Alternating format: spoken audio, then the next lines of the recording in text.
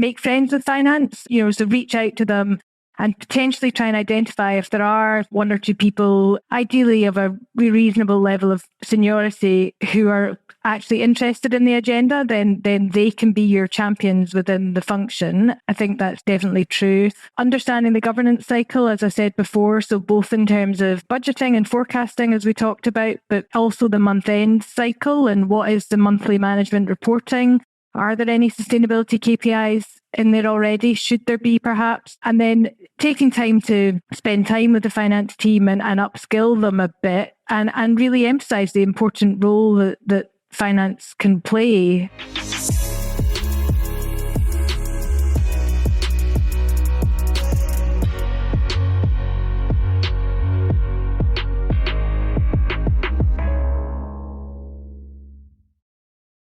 I'm super excited to be joined by Kathryn McLeod from Heineken, who's head of ESG reporting.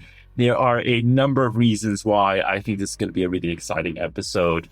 In particular, because Kathryn is right there in the middle of the finance and ESG Venn diagram. Sustainability teams are usually in the position of having to have budgets signed off from finance, have their interventions approved by finance, and have this kind of ongoing exchange between them and finance to make sure finance is on board. There are many sustainability strategies that have died a lonely death because they've been killed by CFOs. At the same time, I think we can all agree that finance has had to ramp up on ESG and sustainability over the last few years in particular, because many organizations have recognized that sustainability reporting follows a very similar trajectory and journey to financial reporting in many ways. Just to kick us off, Kathryn, your background is unique, it's impressive, bridging finance and sustainability, and in a company that is as exciting and as forward-leaning as Heineken. Could you tell us a little bit about how your experience and the unique flavor of the Heineken Company have shaped your approach to your role and your priorities? Thanks, Saif, for that introduction, and thank you very much for having me today. I've been with Heineken for about 16 years, and I've been finance business partner for a number of different areas of the business. I did a long period in supply chain. I also worked in commercial roles, and I did a year with our pub company. And I've always been very passionate about sustainability and our sustainability agenda. And in 2020, Heineken supported me to sort of take 6 months step back from my day job, and to do the Cambridge Sustainability Management course, and also to work closely with the sustainability team at the time, understand a bit more about our reporting. And I also did a deep dive into our carbon footprint to sort of try and get under the skin a bit more of those numbers. I started my current role, which is head of ESG reporting, as you said, in January last year, so about 12 months ago. And the role was created because of sort of three specific bits of sustainability reporting that we were going to be required to comply with. So CSRD, Corporate Sustainability Reporting Directive, which is European legislation that Heineken has to comply with. And although that was being coordinated globally and will be reported in our Heineken NV annual report, they felt that there was a need for there to be some local coordination by finance to make sure that the functions who were owning the different KPIs really understood the importance, make sure we deployed controls as well around those new KPIs. So there was an ask to make sure that there was sort of dedicated finance resource to support that rollout. Under the Companies Act, we also, in our UK statutory accounts, had to do climate risk reporting for the first time last year. And finally, packaging legislation is a big one for a company like Heineken. So extended producer responsibility is the sort of umbrella term, which, really the onus of that legislation is to put the responsibility for packaging that you put onto the market onto the producer. So there were three big chunky topics, and therefore we felt there was a need to have a dedicated sort of finance resource within the UK. So that was what was the background to my role. I'd love to dive a little deeper into improving collaboration between the two functions or the two teams. And maybe I'd like to start with internal setup around the governance structures, the operating models, how you enable effective collaboration, and particularly in data gathering and collection and reporting. But if you're able to touch on maybe just also budget setting and just how you manage how you're involved in that collaboration interface and how you see effectiveness in governance terms when it comes to having interaction between sustainability and ESG and finance. Like, could you give us a bit of perspective there? Of course. I mean, I think we know sustainability is a very broad topic and can be pretty complex at times. So it does require a lot of cross-functional collaboration. Brew a Better World is Heineken's sustainability strategy, and it has 3 pillars: environmental, social, and responsibility. And underneath those 3 pillars, there's 9 global ambitions. And we've created a sort of framework or a governance model now that tries to set out how we should organise ourselves to allow us to make progress towards those ambitions. So the strategy is governed and orchestrated, we would say, by corporate affairs, so by our head of sustainability roles within the individual markets and by a central corporate affairs team. And the functions are primarily responsible for delivery. So if we think about supply chain as a function, they would be responsible for, and they would lead on delivery of reduction of scope 1 and 2 emissions, for example. Finance within that structure sits as an enabler because, as you said, like we play a really key role in signing off business cases and signing off budgets. And you actually need to have finance actively involved. And I think particularly with CSRD, the role that finance has started playing in relation to the reporting around sustainability has definitely grown. It's really important. Everyone's playing to their strengths. You're working towards a common goal, but having a framework and setting out who needs to do what is really helpful so that you've got those roles and responsibilities that are clear. I think in terms of budgets, I would say it's really important for sustainability teams to understand the finance governance cycle. It's what we would call it. So when is the budget done? Does the company just do an annual budget? Is it a longer term budget? Things like that. And how often is it reforecast during the year? So, we actually do an updated forecast every month. So understanding those things helps sustainability professionals, know when to ask for money, know when they should be thinking longer term, when they need to be thinking a bit more tactically.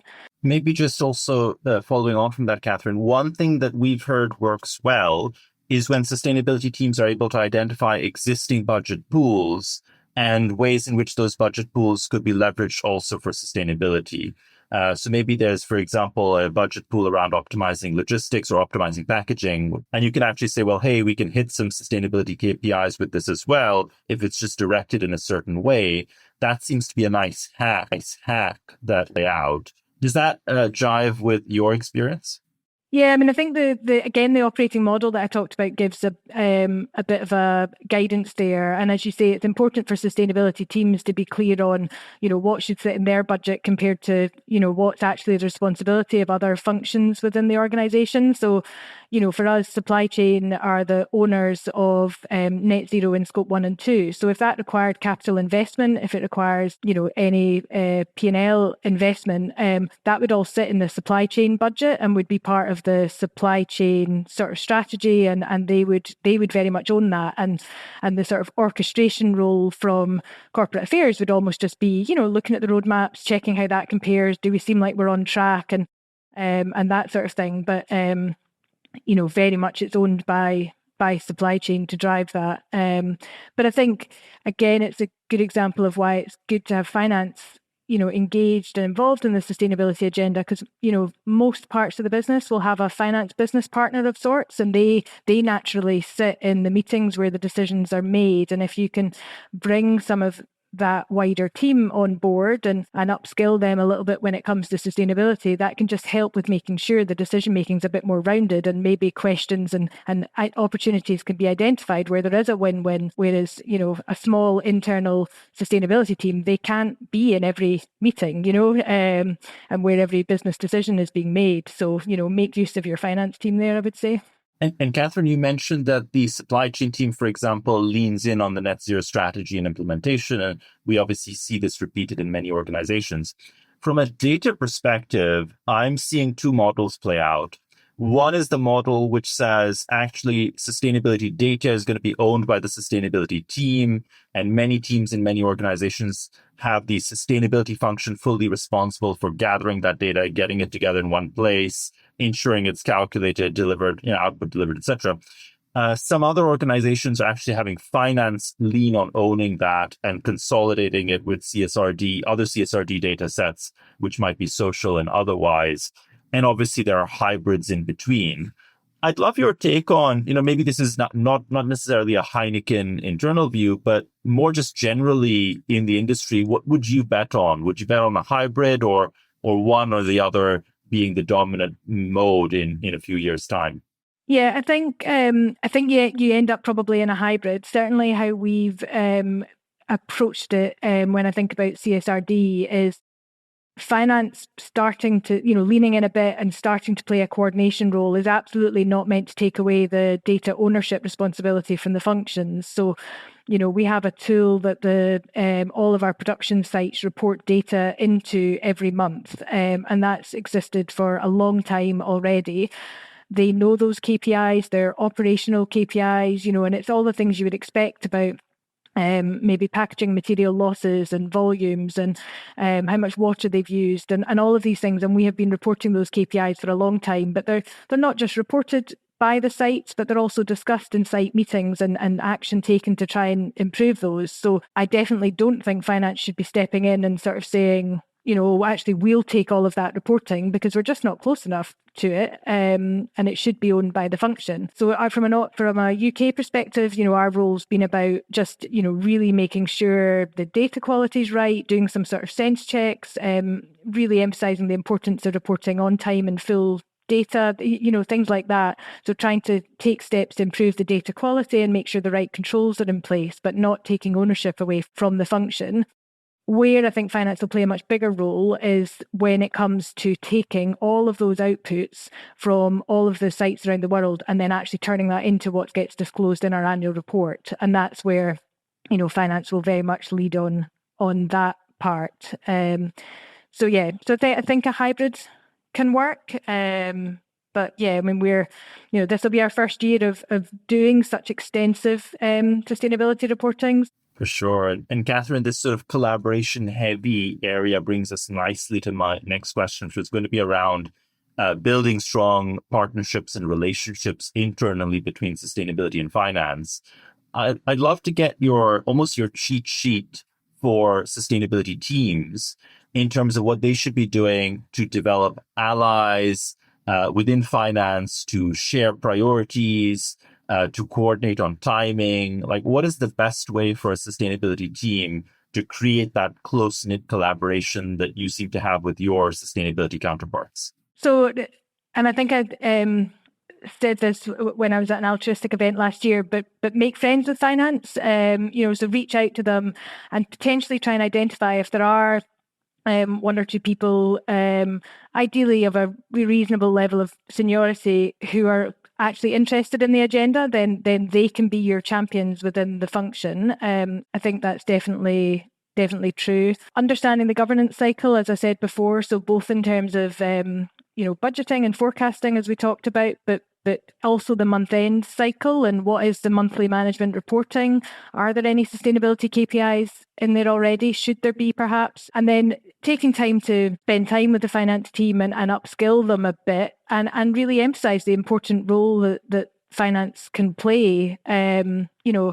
Personally, I think it's really exciting that, the finance role evolves a bit, and this idea of a triple bottom line, or we have in Heineken what we call the green diamond. So, we used to have a triangle and we added an extra bit, which was around sustainability and responsibility, in addition to profitability, growth and capital efficiency, your more sort of traditional metrics. But this idea of more rounded decision-making and more rounded view of business performance. And we talk about profitable and balanced growth. Heineken is a growth company, but that growth needs to be balanced. And I think finance can play a huge role in that. And therefore, the sustainability teams can lean into that and help to kind of inspire. Because it's the other thing I always say is it's not, you don't need to become a sustainability expert. Sometimes it's just about asking the question, so that there's a consideration there and there's some discussion. It's not that you need to have all the answers or know all the answers. It's just, you're already there. You're already the business partner for that area. And if, we're talking about a logistics tender, it's not too much of a stretch to think, well, have we asked this company about, or the companies about what their sustainability strategy is? Are we exploring any alternative fuels? Things like that. Finance are in the room when those conversations are happening. So I think, as with a lot of functions, I think a large share of sustainability is about first principles. What makes sense? What is logical? And let's go from there.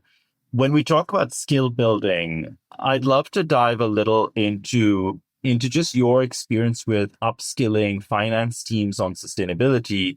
And, you mentioned, for example, the Cambridge Business Sustainability Management course. We know a lot of people who've been to that course and really appreciated it. In fact, I actually find that in the UK, maybe 1 in 3 of the sustainability leaders I know has been to one of those Cambridge courses, which is staggering and just a huge reflection of what they've managed to achieve in a new area in just a few years. But I'd love to get a sense of was that the main thing that you looked to upskill on sustainability? Are there other courses, other tools, approaches that would be helpful for finance teams? I certainly got a lot out of the business sustainability management course. I mean, it was 8 weeks, very intense, but it gave me a really good grounding. I also still have a network, quite an extensive network as a result of doing that course, which again, I find really useful to, bounce ideas off or ask questions or just, use that group as a source of knowledge and inspiration, to be honest. In terms of personally, some of the other resources I've used, the Ellen MacArthur Foundation on Circularity, they have got a lot of really great resources. And I think I did an 8-week course that they ran as well that was completely free, all about different principles of the circular economy. And Accounting for Sustainability is also a really good resource specifically for finance people who are interested in sustainability, and it's got lots of great guidance on how to do a business case for sustainability investments and lots of other advice. Internally at Heineken, we have some specific internally created Brew a Better World modules. The first one's a sort of general introduction to sustainability, but there's a finance specific one, which is great and has an introduction from our CFO. And that's really good because he also makes the point about this role that finance can play in driving sustainability, and that, some of the hurdle rates we might think about for investments, we might need to think differently about it when it comes to sustainability, because there are other benefits of these investments that are sometimes harder to quantify. So that's a really good basic module that people can do. Myself and my analyst in the team I work in now, we've done quite a lot this year, 2024, around upskilling the finance team. So we did a sort of a weekly word of the week, because there's a lot of jargon in sustainability, and we just thought, actually just one, something to read. It's less than 5 minutes each week, and actually for us, it's given us the opportunity to, sometimes we've come across terms that we don't know so well, so it gave us the opportunity to sort of dig in and learn a little bit. So we've done that all the year. I've published a couple of newsletters internally, just to explain a bit more about what we're doing. We've presented to the whole function a couple of times, but also sometimes it works better even in smaller groups, because then if you're just with one team, you can make it more relevant to them and you get more of a discussion and an engagement. And we've also done a bit around personal sustainability, because some people feel like, well, in my job, I can't make a difference, or, it's not so relevant for me, but actually I do care about it. So then the question is, well, what can I do personally? So we've tried to do a little bit around, well, if that's what you're interested in, here's some thoughts and ideas, sort of thing. So, quite a varied agenda, but we've had some good feedback. And, one of our scores in our internal climate survey is around, do you think Heineken is a responsible and sustainable company? And within finance, that score's moved forward quite a lot this year. So I think we've certainly, brought it up on people's radar in terms of, what Heineken's doing, and hopefully also the role that finance can play. What a wealth of resource, Kathryn. Thank you so much. I would love for us to have some of that in the show notes as well. So maybe Izzy can link up with you on any stuff that we should put there, because there's so much for other teams to pull from, I think. I would love to move back to the budget topic, which is always a fun, not so much a fun one, but always an important one for our listeners. And so if we move into, like all things budgets, let's start with budget setup. What should sustainability professionals be looking at when they're thinking about creating and securing and maximizing the impact of the budget that they're setting up? We touched on this a little earlier in the episode, but I'd love to just come back to that and see what the tips and tricks are. Yeah, I mean, I think so. Assuming they're really clear on the timescales that are being worked to and when the sort of annual budget and things is being done, then I think some of the things that they would need to think about are, is the money that they're asking for or the budget that they're setting, is it fully aligned to the strategy? You shouldn't be putting in initiatives that nobody will have heard of or are recognised, because that's the sort of thing that when it comes to reviewing the budget, if it's not already been quite well socialised and people are thinking, yep, that's definitely something that's on my radar, it's an important thing to do, then that's the sort of thing that might get cut when the budget's being reviewed. I think in-house teams are typically small, so I think there's, you need to be quite ruthless about thinking, okay, what are we going to spend our time on? Where can we best use external support? Again, being really mindful that things like consultancy costs are quite often a line that finance would go to and sort of, oh, really? Do we need those consultancy? It always feels very luxurious. So I think being able to, defend and explain how you've made those decisions between what you're going to do in-house and what you really do need that external support on, and also sometimes saying no to things, so being able to prioritize, and it's a big agenda and people get excited about it, and sometimes you'll be asked to spend a lot of time on something that maybe doesn't add the value you would hope. So really thinking about your own time as something which is not just available for free, I think is quite important. And lean into your finance team, use them to help you to estimate costs if you need it, because that also just helps to educate them on the types of things that you're spending your money on, and the wider, what the sustainability agenda is. The other thing I would sort of say always when it comes to finance is we don't like surprises. Try and be known for, if you say you're going to spend money, then spend it. Don't ask for more, because otherwise, if you keep asking for more and then not spending it, then you won't get it in future years. But just show that you're in control of the money that you have been allocated, I think is really important. Kathryn, at the complete other end of the spectrum towards irresponsibility, I started my career working in the government of Pakistan, and they had a slight caricature of what you're describing, where every department wanted to spend its budget by the end of the year so that they don't go back and have to get a reduced budget. So everyone would buy cars, basically. So at the end of the year, everyone would refresh all the employee vehicles with whatever budget was left, which was just a bit ludicrous. But on to surprises. I think the big surprise that everyone can agree is somewhat unwanted is last minute budget cuts. And so, but at the same time, budget cuts happen, right? We're in a volatile environment. Who knows what this year and next year is going to look like economically, globally. I think we all need to be prepared to be agile when budget cuts come our way. So how should sustainability professionals approach cuts or mid-year financial reviews when their projects are going to be impacted? Like, what would you suggest they do to be agile in this environment? So the first thing I would say is don't take it personally. If the business results are not where you'd hope they would be, then, all areas will be being asked for cuts. Certainly that's my experience. It shouldn't be the case that, we've got a problem. Oh, actually, we'll just cut the whole sustainability budget. So don't take it personally. Back to this point about making sure you're really in control of your costs. So, if the business is a January to December financial year and you've spread your costs evenly over the 4 quarters, it's likely to be maybe round about the half year, as you say, that you might be getting into conversations about cuts. So you be aware of that when you plan your budget and sort of, well, actually, if I had half my budget cut, make sure the things that are in the first half of the year are the things you really want to get over the line. Because if you've already spent the money, you can't have it cut. Also, I guess, be really mindful about and try and be on top of like what commitments you've made. So,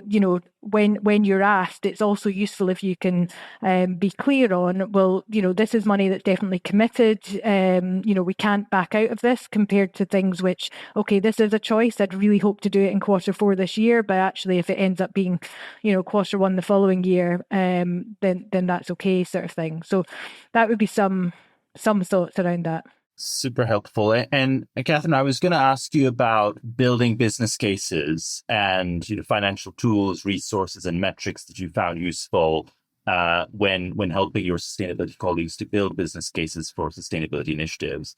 I'd love to maybe just weave into that a flavor of how do you, again, be agile for when cuts are going to happen?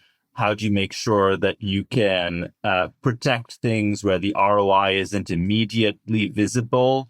But needs to happen? Like, what works from a business case development perspective? I guess our starting point is the sort of fairly standard finance approach to business cases. So we would forecast what we think the cash flows are, and then we'd calculate the net present value and payback of the project. We include a cost of carbon for sustainability projects. For most of our big production sites, that's a real cost of carbon because we're part of the UK emissions trading scheme. But sometimes that's a notional cost of carbon, but that helps to make clear the carbon benefit. But often those prices are actually not high enough to still make the business case what you would hope it to be. And I think that, I mentioned before this idea of understanding why your hurdle rate, if you're used to having a 3 or 4 year payback, you might be looking at a sustainability investment and the payback might be 8 or 10 years. And therefore, actually the narrative so the ability to write down in clear language, what are the reasons that you haven't been able to financialize, but that still make this the right thing to do? And it might be about, what other options have you explored? And actually, this might not seem like a great option, but it's the least of, it's the best of the options that you had available. And these are the other things you explored, and actually those were worse. So I think being able to explain that, and then just pulling in the fact that there's a lot of pressure on meeting the sustainability targets from customers, from consumers. So anything you can do to bring that to life, anything you can see that your competitors are doing. We operate in a really competitive market, and it's important to be sort of certainly not getting left behind when it comes to sustainability. So there's the financial business case, but there's also the storytelling around it, I think is really, really important. The bit that's always hard is how, we tend to make an assumption. If we think about a heat pump investment, we'll work out how much the heat pump costs, we'll work out what that'll do to our energy costs going forward. But the comparison is almost a do nothing. And it's as if there's no downside of not making this investment to decarbonise.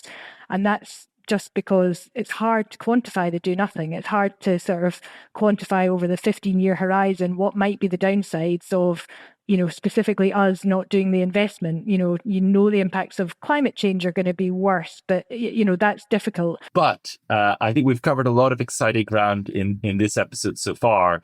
I wanted to bring us back to our sort of favorite closing question, which is, our audience is typically sustainability professionals working in very similar businesses to yours, usually consumer packaged goods, food and beverage is a big area. We have some apparel and personal care as well.